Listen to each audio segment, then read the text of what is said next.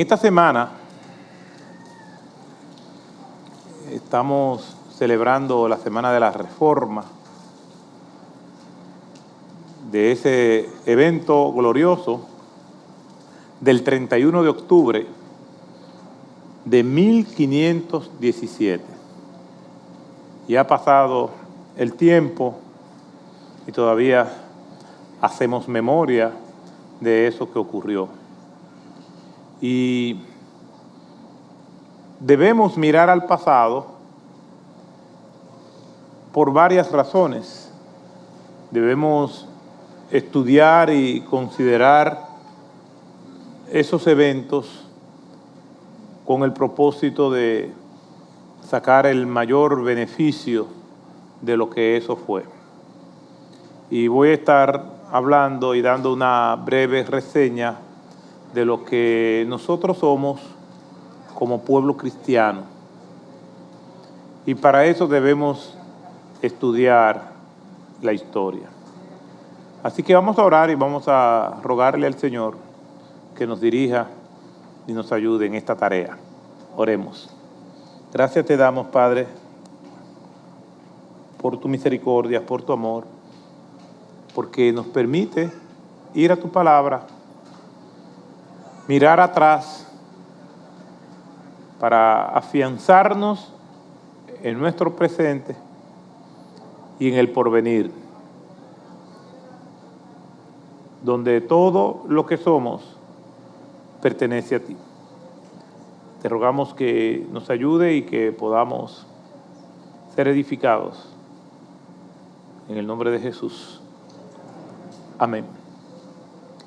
Se define historia o unas definiciones que siempre vemos que da este, da aquel, pero una de las definiciones que a mí más me simpatiza es que la historia es la ciencia de estudiar los eventos del pasado y su relación con las personas y las sociedades humanas. Y realmente la historia es de gran utilidad. Y hay varias razones que yo considero que debemos tomar en cuenta y que debe motivarnos a cada uno de nosotros a ser estudiosos de la historia. Y una de esas razones, de 5 que voy a estar proponiéndole a ustedes hoy, es que las historias o la historia nos refuerza o nos muestra nuestra identidad, lo que nosotros somos. Yo sé quién yo soy desde el punto de vista social, familiar. ¿Por qué? Porque he estudiado la historia de mi familia y conozco de mis antepasados hasta donde he podido encontrar data.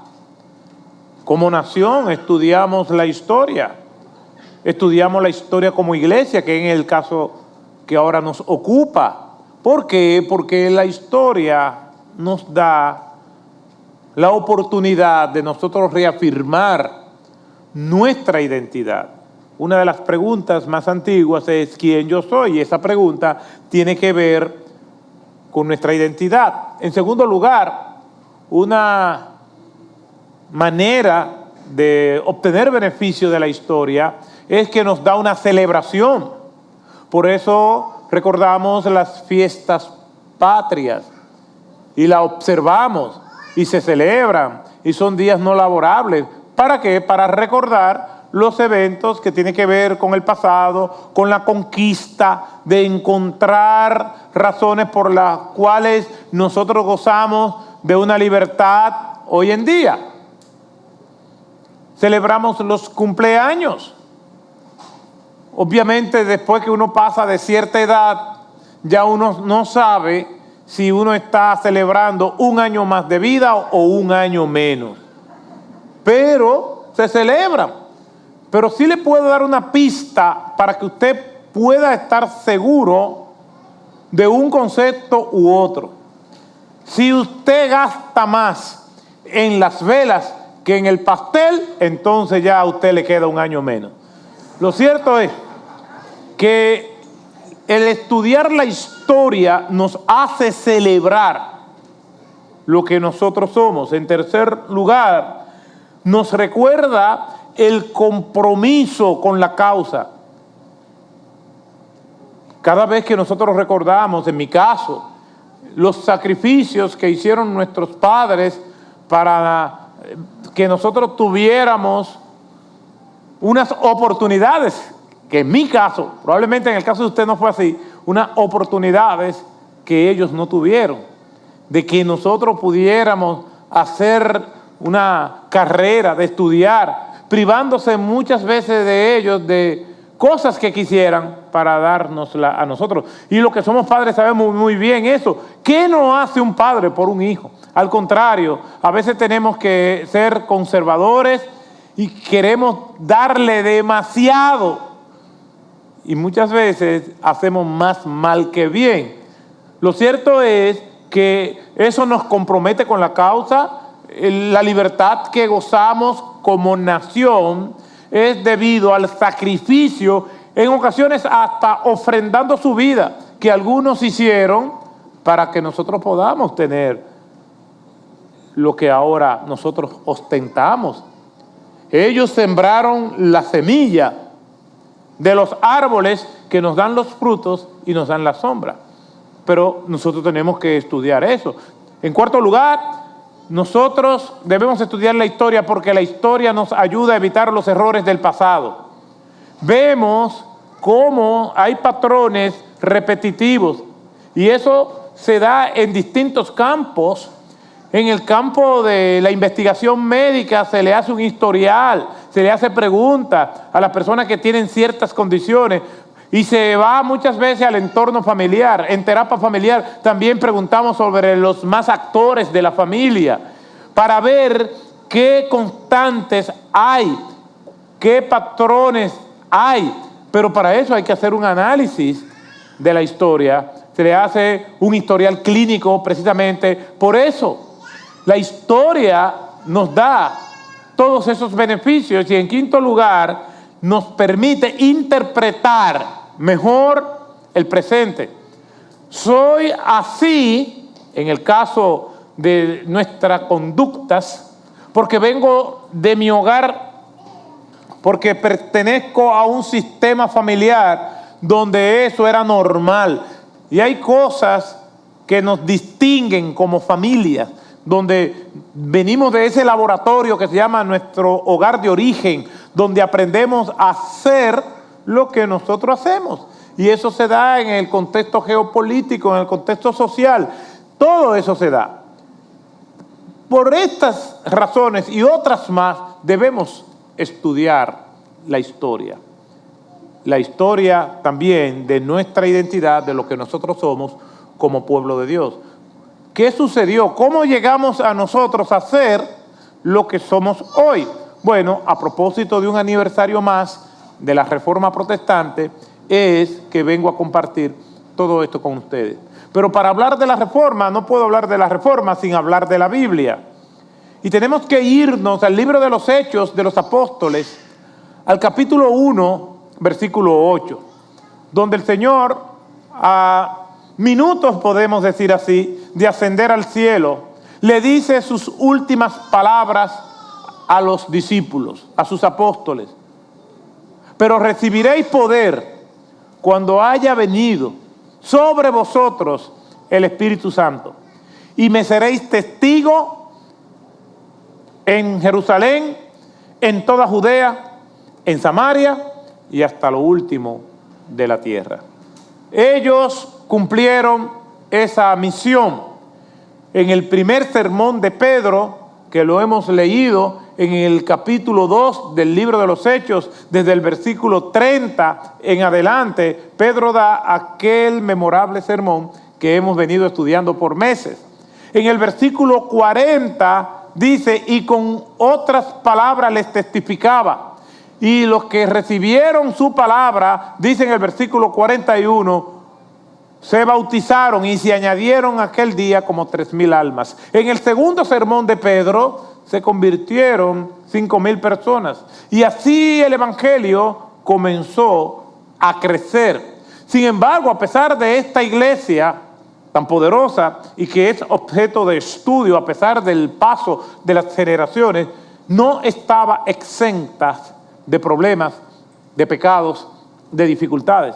Vemos el capítulo 5 del libro de los Hechos, donde una pareja de esposos en una componenda se confabularon para mentir al Espíritu Santo y hacerse pasar por más espirituales de la cuenta, y le costó la vida. En el capítulo 6 del libro de los Hechos vemos cómo por el crecimiento enorme que tuvo la iglesia, también con el crecimiento vino el aumento de los problemas, porque la iglesia está formada por seres humanos, y los seres humanos, aunque seamos redimidos, somos pecadores. Y había básicamente dos clases de personas en la iglesia: los judíos cristianos, pero de tradición cultural muy cerrada, y los judíos más abiertos culturalmente, influenciados por los helénicos o los griegos. Y dice Hechos capítulo 6, versículo 1 en adelante: como hubiera crecido el número de los discípulos, hubo murmuración de parte de los judíos griegos cristianos contra los judíos ortodoxos cristianos, porque las viudas de los griegos eran desatendidas en la distribución diaria de los alimentos. Eso es lo que ocurre ahí, y ya vemos un problema. Y dice en la crónica de Hechos, capítulo 6, que entonces los discípulos reunieron a los creyentes y le dijeron: no es justo que nosotros descuidemos la oración y la palabra para servir a las mesas. Escogeos de entre vosotros a 7 hombres de buen testimonio, llenos del Espíritu Santo, para que sirvan en las mesas, y nosotros persistiremos en la oración y la palabra. Esta es una iglesia cristiana. Esta es una iglesia extraordinariamente buena, imitable. Sin embargo, había problemas. Afortunadamente, lo que distingue la iglesia que nosotros encontramos en el Nuevo Testamento es que en la mayor parte de los casos, y especialmente esta iglesia de Jerusalén, aunque tenía problemas, ellos enfrentaban el problema bíblicamente. Independientemente de que le fuera a gustar a sus miembros, independientemente de que no fueran populares o asimilables, pero los problemas, independientemente de que nosotros tengamos la apertura de buscarle solución o no, tienen que ser enfrentados bíblicamente. Capítulo 8 del libro de los Hechos habla de una gran persecución contra los cristianos.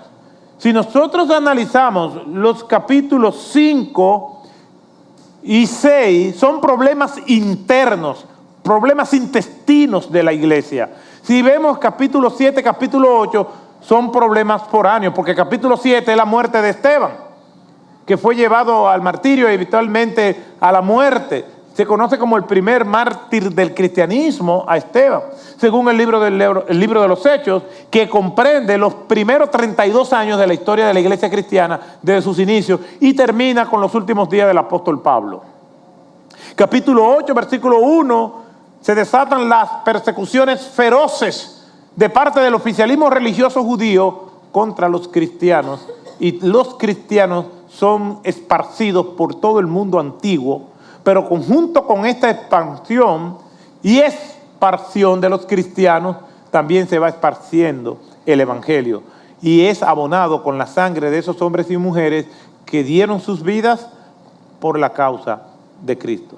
El evangelio creció como un fuego abrasador, y de ser perseguido por el oficialismo religioso judío, es entonces en el año 64 cuando se identifica la primera persecución en contra de los cristianos. Nerón, el empedernido emperador, ególatra, megalómano, tiene el delirio que lo consume de construir una nueva Roma.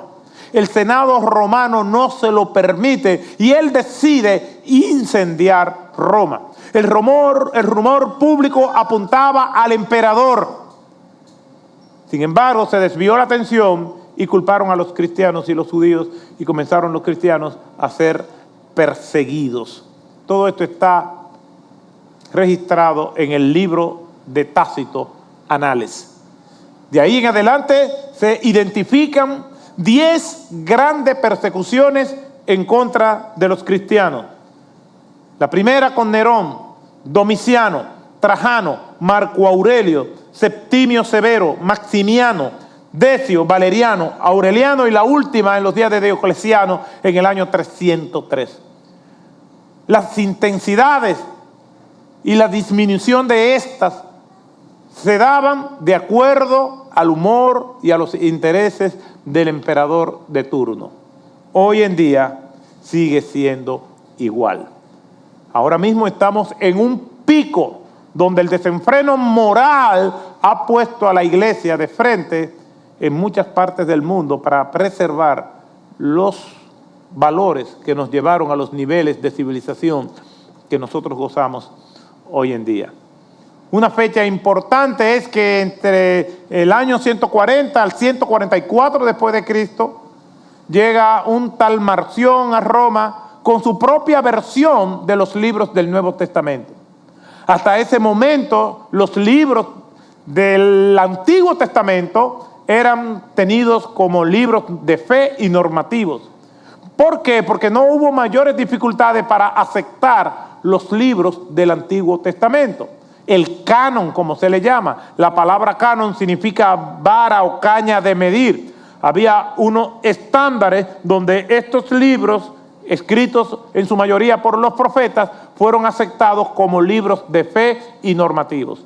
Normativos y de fe significan de fe porque se cree en el contenido de los libros y normativos porque la vida está basada en los preceptos que ellos dicen. Por eso los reformadores decían que la Biblia es nuestro libro de fe y de conducta. Creo lo que dice y practico y vivo lo que ella dice también. Entonces, ya en los días de Cristo, el Antiguo Testamento era aceptado en su totalidad. Se dice la ley y los profetas para referirse a todos los libros de la Biblia. No había ninguna dificultad. Segunda de Timoteo, capítulo 3, verso 16, dice: toda escritura es inspirada por Dios, pero el Nuevo Testamento todavía no había sido formado, entonces se estaba refiriendo al Antiguo Testamento. De hecho, todas las porciones del Nuevo Testamento que se refieren a las escrituras se refieren al Antiguo Testamento. La única excepción es Segunda de Pedro, capítulo 3, versículo 16, donde el apóstol dice: hay escritos de Pablo difíciles de entender. Por supuesto se estaba refiriendo ya a las epístolas de Pablo. Marción entonces llega a Roma y tiene su propia versión de los libros del Nuevo Testamento. Hasta ese momento los libros, los 27 libros que nosotros conocemos del Nuevo Testamento circulaban entre todas las iglesias, lo que no se habían compilado, y se tomaron en cuenta varias cosas para formar el Nuevo Testamento. Que fuera escrito por un apóstol, que el apóstol haya sido auténticamente llamado por Cristo, que su contenido no tuviera ninguna contradicción con lo dicho en el Antiguo Testamento y que no hubiera ninguna contradicción de ninguno de esos libros que iban a ser estudiados para formar el Nuevo Testamento. Todos los que nosotros conocemos como libros del Nuevo Testamento ya circulaban con autoridad en las iglesias, pero Marción solamente propuso 13 libros, y los 13, las epístolas de Pablo y una porción del libro de Lucas. Después los rechazó, el resto de esos libros los rechazó porque él consideraba que no eran parte del canon o de lo que nosotros teníamos que tomar en cuenta. Ya para el tercer siglo, todos los libros, esos 27 libros más los libros del Antiguo Testamento, fueron considerados ya canónicos para cerrar el canon. Y eso es importante porque nosotros vemos cómo se ha preservado la palabra de Dios, que primero circuló de manera oral y después estos hombres, inspirados por el Espíritu Santo, fueron asentando esta palabra de Dios por escrito para que permaneciera, porque lo verbal vuela, lo escrito permanece. Una fecha importante es el año 312, cuando el general y emperador Constantino se preparaba para una batalla definitiva por la hegemonía o supremacía en el Imperio Romano contra Magencio, y ambos están en lados opuestos y por el medio está el puente sobre el río Milvio en una batalla definitiva. Se cuenta la historia que Constantino tuvo una visión donde vio una cruz en el cielo con un signo que decía, con una inscripción que decía: por este signo venceréis. Mandó a pintar los pectorales de sus soldados y hacer estandartes con banderas con forma de cruz. Y al otro día Constantino venció abrumadoramente a su contrincante Magencio. En el año 312, que es ese mismo año, entonces se cuenta de la conversión de Constantino, el emperador romano, al cristianismo. Todavía hay historiadores que dudan si esa conversión fue genuina o no, puesto que el cristianismo había crecido tanto que algunos sugieren que Constantino dio una maniobra política y no una verdadera conversión. Bueno, no podemos asegurar eso, pero en el año 313, es decir, el año siguiente, Constantino firma el Edicto de Milán, donde despenaliza el cristianismo y pasa de ser ilícita religio a religio ilícita, es decir, pasa de ser una religión ilegal a ser una religión legal. Más adelante, en el año 380, Teodosio hace del cristianismo la religión oficial en todos los territorios del imperio. La iglesia comenzó a gozar de privilegios materiales que por siglos no tuvo, pero junto con los privilegios, junto con el poder material, la iglesia fue leudando y perdiendo su pureza. Y la historia nos señala que los momentos en que la iglesia ha tenido más poder material, ha prescindido del poder celestial. Y las mieles del poder comenzaron a degustarse por los obispos y junto con eso el resquebrajamiento de la pureza doctrinal. Nuevas formas de adoración fueron introducidas y nuevas creencias. Ya Jesucristo no era el centro. Y todo esto se ve con su mayor decadencia en lo que nosotros conocemos como la Edad Media. Los historiadores sitúan la Edad Media entre la caída del Imperio Romano de Occidente en el año 476 y el descubrimiento de América en el año 1492. Ese periodo de oscurantismo, ese periodo donde pareciera que Dios había abandonado a su pueblo. Concomitantemente, junto con la caída del cristianismo o la leudación del cristianismo, en esa época entonces surge y emerge la figura de Mahoma. Y Mahoma, que primero se acercó contactando a algunos religiosos judíos, otros del cristianismo y otras sectas que se derivaban del cristianismo, aproximadamente en el año 610, luego de haber tenido todos estos acercamientos, Mahoma se atrinchera en la ciudad de Medina y comienza con su revolución islámica. Y tuvieron muchísimas conquistas y se apoderaron de muchísimos territorios. Ya en el año 622, Mahoma en Medina se apoderó de muchísimos lugares con relativa rapidez y facilidad. Se apoderó de todo lo que era el imperio persa, toda la región que nosotros hoy conocemos como Irán, y extendió sus fronteras más allá de la India, buena parte del imperio romano. Damasco en el año 635, Antioquía en el año 637, Jerusalén cayó en el año 638, Alejandría en el año 642, Cartago en el 695 y hasta España en el año 711. En España los moros o árabes musulmanes duraron 8 siglos, influenciando gran parte de la cultura española hasta nuestros días. De hecho, heredamos comida, heredamos nombres que vienen y datan de esa época. Algunos creyentes medio fanáticos no pronuncian la palabra ojalá, porque viene etimológicamente de 2 palabras, o-alá, quiera Dios. Entonces dicen, yo no digo ojalá porque estoy diciendo quiera Alá y yo sirvo a Dios. Eso es pura semántica. Realmente, hermanos, tenemos el impacto de esas obras de Mahoma mientras el cristianismo se desmoronaba por la influencia y la putrefacción de elementos corrompidos de su doctrina. 3 grandes aspectos sobresalen en esa Edad Media. Número 1, la Inquisición. Número 2, la Inquisición, las cruzadas y el feudalismo. Ambas cosas, todas estas cosas, llevaron al ser humano de esa época, principalmente en Europa, al sofocamiento, a la pobreza, a la desesperanza. No había lectura de la Biblia. La Biblia era un libro prohibido, aparte de que pocas personas sabían leer y escribir. Los servicios religiosos se daban en latín, idioma que no tenían la mayoría de las personas, a menos que hubieran estudiado.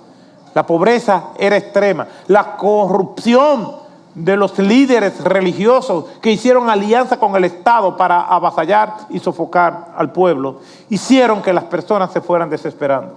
Fue determinante el papel de muchos hombres, fueron determinantes, que fueron antes de Lutero, Wycliffe, John Huff. Todos ellos dijeron e hicieron lo que tenían que hacer, porque Dios en cada época tiene un remanente, como Agustín escribió La ciudad de Dios, escribió su libro Confesiones, lo que confirma que la palabra de Dios no puede ser extinguida. Recuerden que nuestro amado profeta Elías, desconcertado, en una profunda depresión, le dice a Dios, solamente yo he quedado como profeta de Jehová. Y Dios le dice, todavía hay 7,000 que no han doblado sus rodillas delante de Baal. Y vemos cómo Dios preserva hombres y mujeres a través de los siglos para que su evangelio permanezca. John Huss, estando ahí ya próximo a ser quemado y su vida pues ser apagada, pronunció las siguientes palabras: puedes asar el ganso, pero en 100 años se levantará un cisne con un canto que nadie podrá silenciar. 100 años más tarde, el Señor levantó a Martín Lutero. Llega a la catedral de Wittenberg y encuentra a un hombre ebrio. Al echarlo de la catedral, acusándolo de la insolencia que estaba cometiendo, aquel hombre saca un documento y dice: yo pagué mis indulgencias, mis pecados, yo los tengo perdonados, mis pecados, yo compré la remisión de ellos, yo tengo salvación y yo estoy absuelto de toda la culpa porque yo pagué por ellos. Porque se vendían indulgencias que mediante la compra de esto que se llamaba indulgencia, las personas tenían el perdón de sus pecados. Y era toda una estafa. Se vendían hilos del manto de Cristo, astillas de la cruz de Cristo y cosas insolentes que las personas buscando esperanza compraban. Fue un tiempo muy difícil. Martín Lutero fue llevado por el Espíritu Santo a su palabra y a meditar de que el justo por la fe vivirá. Y comenzó a escribir lo que se conoce en la historia como las 95 tesis. Algo muy diferente a lo que nosotros concebimos como tesis. Una tesis de grado en el día de hoy es un documento donde el estudiante que quiere obtener el título según lo que esté buscando, pues entonces escribe su tesis para proponiendo un tema de investigación.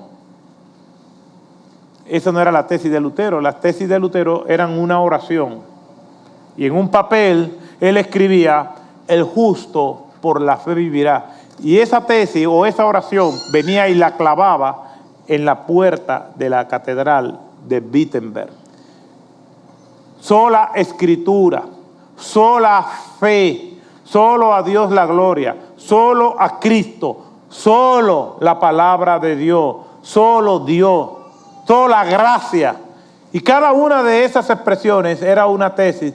Y se pasó el día clavando esa tesis y clavó 95 tesis el 31 de octubre del año 1517 en las puertas de la catedral de Wittenberg, dando inicio a lo que nosotros conocemos como Reforma Protestante.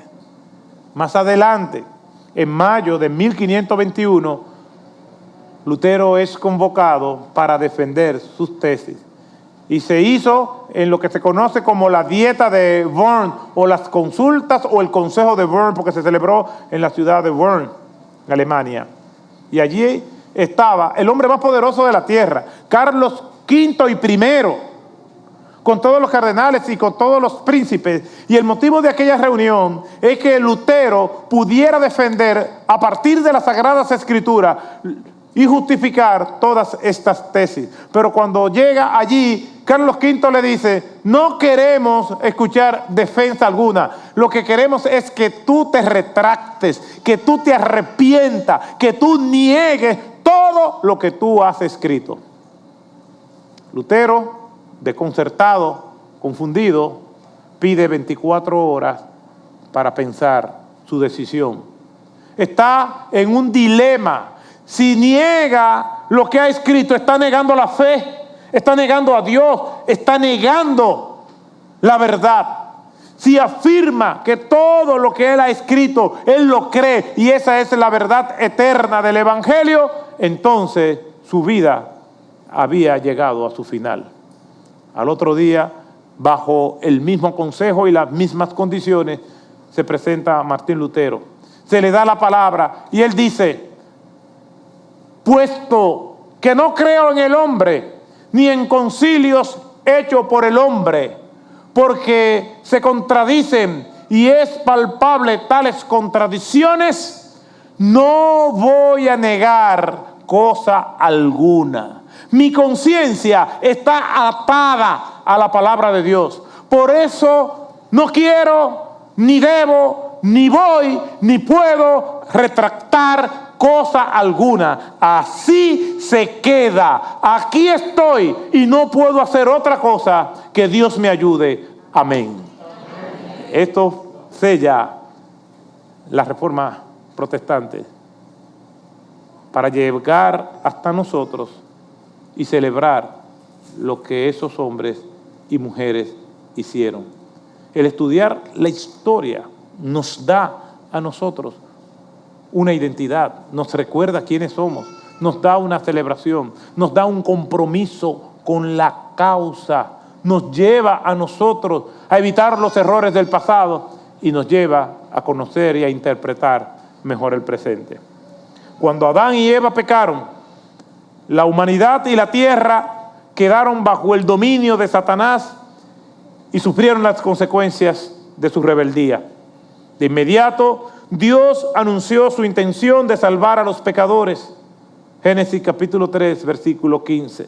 A lo largo del Antiguo Testamento vemos crecer la expectativa de la llegada del Mesías, el Salvador. Finalmente, la promesa se cumplió cuando vino Jesús, el Hijo de Dios, quien cargó sobre sí nuestros pecados en la cruz y derrotó para siempre al diablo mediante su muerte y resurrección. Él llevó sobre sí la maldición del pecado para que nosotros pudiéramos heredar la bendición eterna. El Mesías había sido anunciado como profeta, como sacerdote, como rey y como el Hijo del Hombre con toda autoridad, como dice Daniel capítulo 7, versículo 14.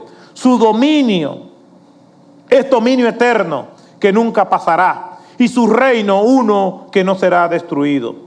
Su gobierno será un reino de justicia y de paz de mar a mar y hasta los fines de la tierra. Zacarías capítulo 9, versículo 10. pero el Hijo del Hombre sería también el siervo sufriente, anunciado por Isaías, dispuesto a ser siervo de todos y a dar su vida para el rescate de muchos. Solo después de haber completado su obra en la cruz, Jesucristo se sentó a la diestra del Padre Celestial, como nos dice Hebreos capítulo 10, verso 12, recibió autoridad y poder sobre todo lo creado y fue designado cabeza de la iglesia, que es el nuevo pueblo y familia de Dios. Efesios capítulo 1, 22, 23 y 2, 19. La promesa de Dios de bendecir al mundo por medio de Abraham comenzó con la formación del pueblo de Israel, donde nació el Salvador. Esa promesa se habrá cumplido plenamente cuando por el testimonio y la misión de la iglesia de Cristo en todo el mundo se haya reunido a los redimidos de cada lengua, de cada nación, de toda etnia, y según sean tan numerosos como las estrellas, así también serán ellos. Y entonces cuando Dios le conceda y lo decida, vendrá el juicio final y la creación de un nuevo cielo y una nueva tierra donde no habrá enfermedad, ni dolor, ni muerte, ni lágrima, como dice Apocalipsis capítulo 21, versículo 14. Este plan de Dios de reconciliarnos consigo mediante la muerte de Cristo, Colosenses 1:20, está disponible para quienes decidan reconocer la necesidad de recibir perdón mediante el arrepentimiento y la confesión, y descansar solo en la gracia y el poder de Dios. La garantía de una vida nueva y eterna, transformada día a día a la semejanza de Cristo, proviene de la realidad de que Dios viene a vivir en sus hijos por medio del Espíritu Santo. Ese es el propósito de toda esta historia. Ese es el propósito eterno de Dios. Ese es el mensaje de la Biblia. Esa es la verdad que nosotros celebramos y por la cual debemos vivir. Que el Señor nos bendiga.